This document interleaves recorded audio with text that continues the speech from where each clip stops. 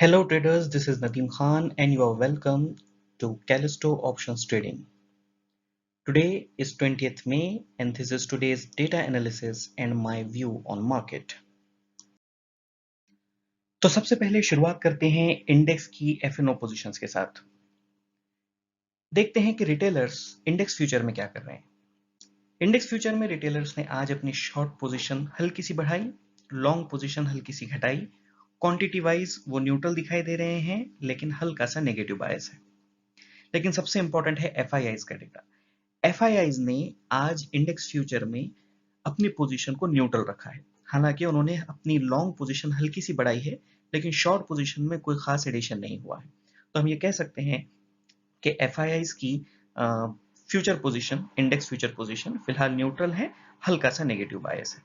तो अगर ओवरऑल देखें तो एफआईआईज की इंडेक्स फ्यूचर में नेट शॉर्ट पोजीशन 1800 कॉन्ट्रैक्ट्स के आसपास है, जो कि न्यूट्रली दिखाई दे रही है। लेकिन एफआईआईज के ऑप्शंस की अगर बात करें तो फिलहाल वो ओवरऑल पुट में लॉन्ग है। हालांकि उन्होंने अपने बहुत सारे पुट्स कवर किए हैं, तो अभी उनकी पुट्स में जो नेट लॉन्ग पोजीशन है वो करीबन 70,000 कॉन्ट्रैक्ट्स के आसपास है। याद रखिए 2 दिन पहले यही कंडीशन उनकी 88,000 कॉन्ट्रैक्ट्स की थी, तो उन्होंने कुछ पुट्स अपने कवर किए हैं। अगर आज की इंट्राडे की बात करें तो उन्होंने अपनी लॉन्ग पोजीशन पुट्स में थोड़ी सी बढ़ाई है, शॉर्ट पोजीशन ऑलमोस्ट न्यूट्रल है। जहां तक बात कॉल बिल्डअप की है तो पिछले 3 दिनों से वो अपने लॉन्ग कॉल्स को बढ़ा रहे हैं, यानी कि अभी फिलहाल वो कॉल्स में नेट लॉन्ग है 26,000 कॉन्टैक्ट्स के साथ। इंट्राडे की बात करें तो कुछ खास एडिशन नहीं है लॉन्ग में और ना ही शॉर्ट में कोई खास एडिशन है, लेकिन नेट नेट वो फिलहाल अभी कॉल्स में लॉन्ग दिखाई दे रहे हैं। तो जहां तक बात उनके ऑप्शंस के डेटा की है तो ओवरऑल पोजीशन तो उनकी नेगेटिव है, लेकिन अभी थोड़ा सा न्यूट्रलाइज वो कर रहे हैं अपनी पोजीशन को और हल्की सी कॉल में उन्होंने अपनी पोजीशन लॉन्ग की। कुछ एडिशनल डेटा भी देख लेते हैं। सबसे इंपॉर्टेंट डेटा जो आज के साथ आज डिस्कस करना चाह रहा हूं वो है वोलेटिलिटी इंडेक्स का डेटा। अगर आप देखें तो 18 मई को वोलेटिलिटी इंडेक्स था 42 पॉइंट्स पर, जो कि कल घटकर हो गया था 39.45 और आज भी उसमें एक बहुत बड़ी गिरावट आई है और आज क्लोजिंग पर वोलेटिलिटी इंडेक्स का फिगर है 35.81। इसका मतलब है कि मार्केट में वोलेटिलिटी कम हो रही है, जिसकी वजह से ऑप्शन प्रीमियम्स बहुत कम हो रहे हैं और ये भी एक इंडिकेशन है कि मार्केट में लोअर साइड पे जाने की चांसेस थोड़े से कम हो गए हैं, यानी कि मार्केट कहीं ना कहीं अभी सपोर्ट लेगा। अगर सिर्फ वोलेटिलिटी इंडेक्स के बेसिस पे कैलकुलेशन किया जाए तो हम कल के मार्केट की एक रेंज प्रिडिक्ट कर सकते हैं और वो रेंज निकल कर आती है लोअर साइड में 8,900 और अपर साइड में करीबन 9,250 की रेंज, जो कि एक रीजनेबल रेंज दिखाई देती है। जहां तक बात ऑप्शंस के डेटा की करें तो वीकली ऑप्शन चेन में जो पीसीआर है वो 0.61 से बढ़कर 0.9 हो गया है। हालांकि मैक्स पेन अभी भी 9,000 के लेवल पर ही है, लेकिन पीसीआर में इंक्रीमेंट हुआ है और पिछले 2 दिनों से पीसीआर में कंटिन्यूस इंक्रीमेंट हो रहा है। पीसीआर में इंक्रीमेंट का मतलब ये है कि मार्केट की बेरिशनेस कम हो रही है क्योंकि पुट राइटिंग ज्यादा हो रही है। इस वजह से भी ये माना जा सकता है कि चूंकि पुट राइटिंग बढ़ रही है, मार्केट इमीडिएटली या अगले 1-2 दिनों में या कल की एक्सपायरी के दिन नीचे एक बहुत अच्छा सपोर्ट बिल्ड कर चुका है। हालांकि अगर हम पीसीआर देखें मंथली एक्सपायरी में तो वहां पर भी हल्का सा इंप्रूवमेंट ही है।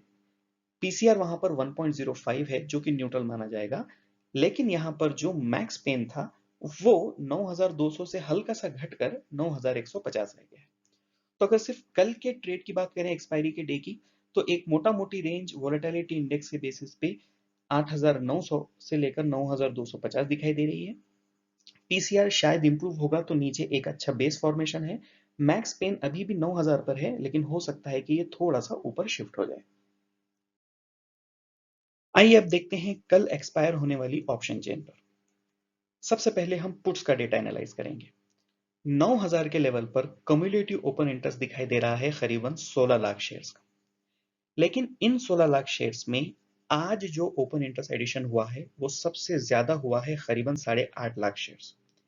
तो ये जो ओपन इंटरेस्ट एडिशन का बड़ा फिगर है, ये इस बात की तरफ इशारा कर रहा है कि एटलीस्ट कल की एक्सपायरी तक 9000 का लेवल एक बहुत अच्छा सपोर्ट मान लिया गया है। हालांकि इस लेवल को तोड़ने पर नीचे 8900 पर 16 लाख शेयर्स का ओपन इंटरेस्ट और उससे भी नीचे 8800 पर सबसे ज्यादा करीबन 17 लाख शेयर्स का ओपन इंटरेस्ट मौजूद है। तो वैसे तो कल 9000 का लेवल तोड़ना नहीं चाहिए नीचे की तरफ, लेकिन अगर टूट जाता है तो हमें 8800 पर एक बहुत अच्छा सपोर्ट दिखाई दे रहा है। अगर हम कॉल्स की बात करें तो 9000 लेवल पर जो कल ओपन इंटरेस्ट डेवलप हुआ था वो आज घटकर 12 लाख रह गया है और इसमें से 7 लाख कॉल्स अनवाइंड हुए।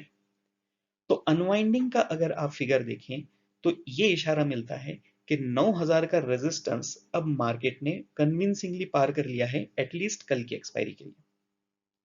थोड़ा सा ऊपर आए तो 9100 पर भी हल्की सी अनवाइंडिंग है, हालांकि कम्युलेटिव ओपन इंटरेस्ट 14 लाख है। लेकिन अगर कल मार्केट 9100 को क्रॉस करता है तो ये 14 लाख शेयर्स अनवाइंड होने के लिए तैयार हैं, जिसकी वजह से एक शॉर्ट कवरिंग आ सकती है। थोड़ा ऊपर जाने पर 9200 पर भी हल्की सी अनवाइंडिंग है और वहां पर कम्युलेटिव ओपन इंटरेस्ट 16 लाख है। तो अगर 9200 9100 दोनों का कम्युलेटिव ओपन इंटरेस्ट अगर हम 30 लाख शेयर्स का देखें तो दोनों भी जगह हल्की सी अनवाइंडिंग है। तो अगर कल मार्केट 9100 को पार करता है तो शॉर्ट कवरिंग आएगी और 9200 को पार करने पर और भी शॉर्ट कवरिंग आ सकती है। एक अच्छा रेजिस्टेंस दिखाई दे रहा है 9300 के लेवल पर, जो कि है करीबन 16 लाख शेयर्स का, और यहां पर हल्का सा ओपन इंटरेस्ट एडिशन हुआ है 1.25 लाख का।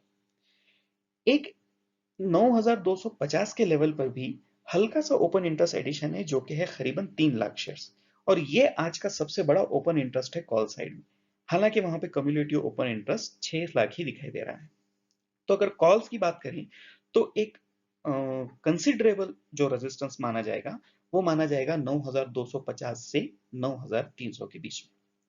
तो इन शॉर्ट सपोर्ट दिखाई दे रहा है 9000 पर, नीचे जाने पर 8800, और ऊपर की तरफ जो रेजिस्टेंस दिखाई दे रहा है वो है 9200 से 9300 के बीच में। मंथ एंड की अगर ऑप्शन चेन देखें तो यहां पर कोई खास फर्क नहीं है, लेकिन एक जो सबसे बड़ा डिफरेंस पैदा हुआ है वो है 9000 के लेवल पर। 9000 के लेवल पर cumulative open interest put side में है 25 लाख शेयर्स, जिसमें से 3.5 लाख शेयर्स आ चुके हैं। तो मंथली ऑप्शन चेन की अगर बात करें तो 9000 के लेवल ने फिर से एक स्ट्रॉन्ग सपोर्ट के तौर पर अपना एक इंपॉर्टेंस बताया है। हालांकि नीचे जाने पर हमें एक 13 लाख का ओपन इंटरेस्ट दिखाई देता है 8800 के लेवल पर। लेकिन जहां तक मेरा पर्सनल व्यू है, मंथली ऑप्शन चेन के हिसाब से जो एक बहुत बढ़िया सपोर्ट है वो है 9000 के लेवल पर। कॉल साइड में आते हैं।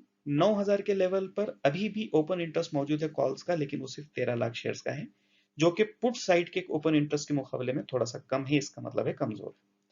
9200 के लेवल पर 10 लाख शेयर्स, 9300 के लेवल पर 16 लाख शेयर्स, और ऊपर जैसे जैसे जाते जाएं ओपन इंटरेस्ट अच्छा खासा है।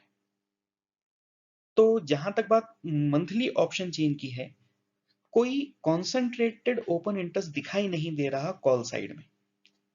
हालांकि पुट साइड में कॉन्सेंट्रेटेड ओपन इंटरेस्ट 9000 के लेवल पर है, तो हम ये मान सकते हैं कि मंथली ऑप्शन चेन में सपोर्ट तो बहुत डिस्टिंक्ट है 9000 पर, लेकिन रेजिस्टेंस कोई खास रेजिस्टेंस दिखाई नहीं दे रहा जैसे जैसे ऊपर जाए। हालांकि सबसे बड़ा ओपन इंटरेस्ट अभी भी 9500 के लेवल पर है।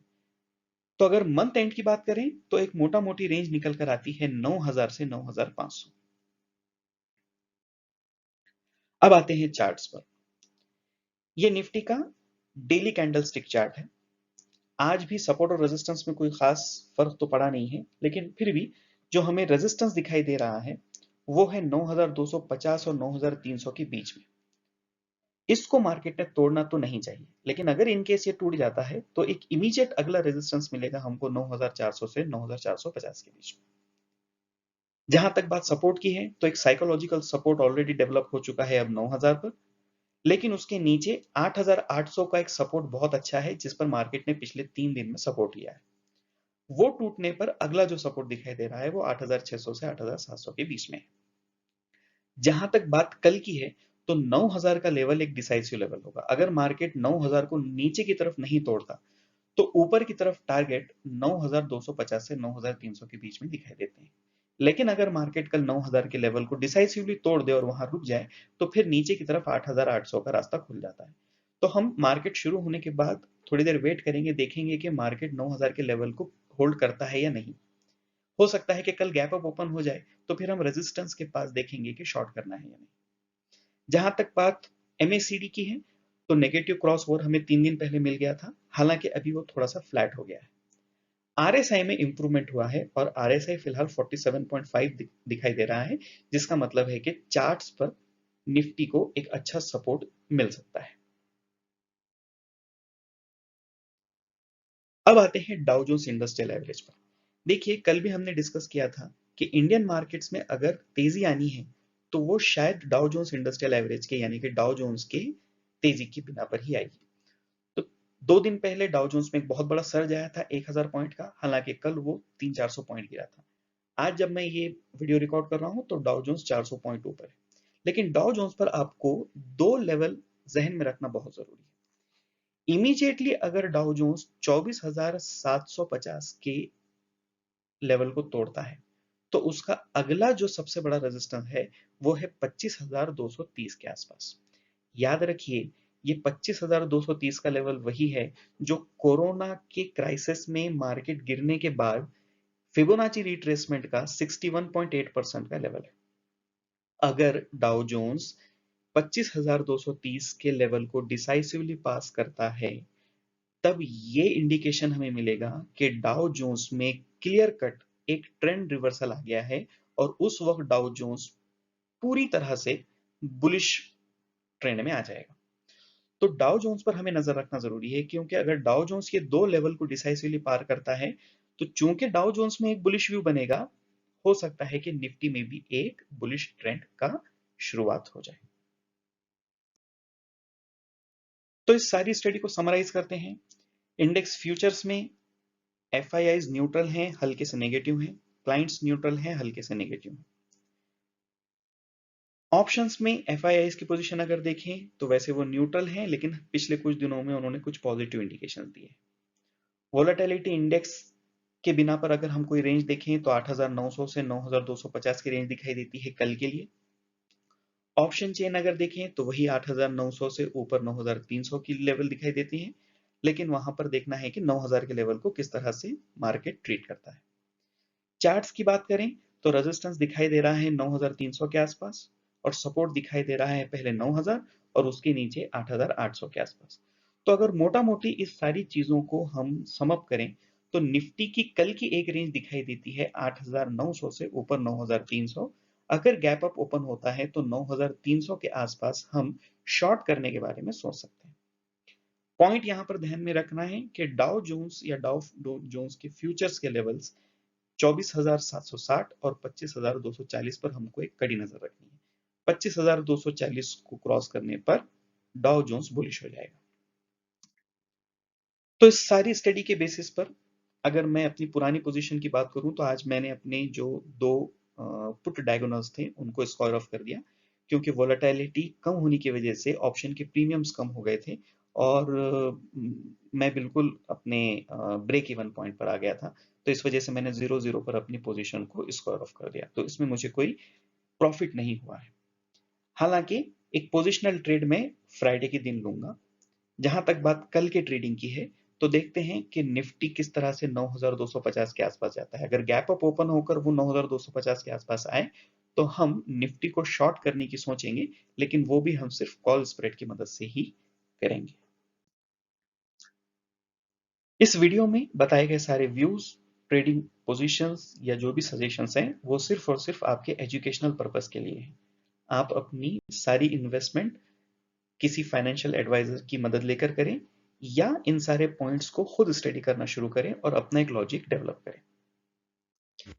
इस वीडियो को लाइक कीजिए, शेयर कीजिए, सब्सक्राइब कीजिए और वीडियो देखने के लिए आपका बहुत बहुत शुक्रिया।